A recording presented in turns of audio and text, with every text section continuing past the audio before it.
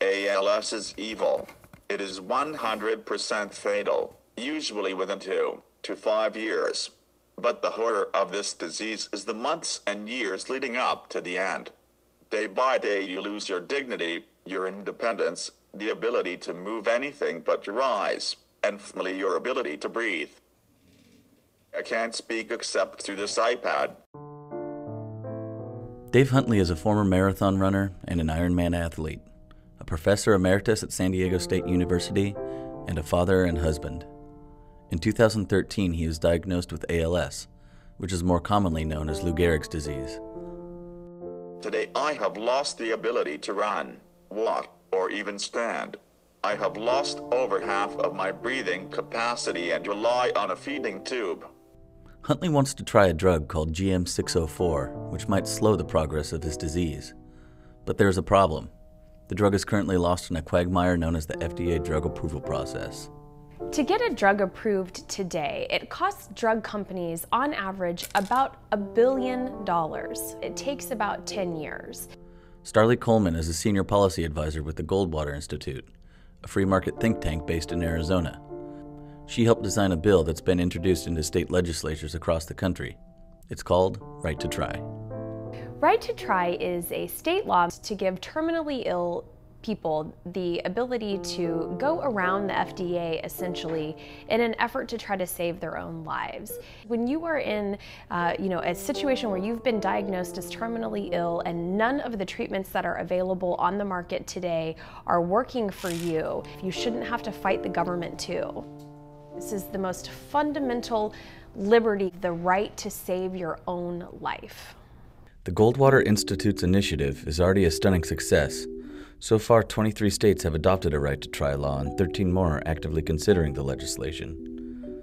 Also, there's a national bill that has already passed the House and Senate that protects each state's right to implement these laws. The Goldwater Institute's right to try legislation has been successful where earlier initiatives have failed, in part because it applies only to drugs that have made it past the first stage of the FDA approval process.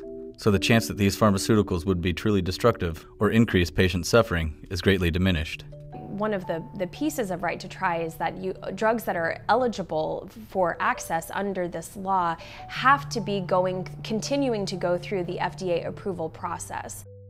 And yet some critics worry that the effect will be to provide false hope, and they object that Right to Try bills often protect pharmaceutical companies from legal liability. But Dave Huntley argues that the simple goal is to give him a shot at living a longer life, or being more comfortable in the time that he has left. Without any treatment, I will pass in 3 to 9 months.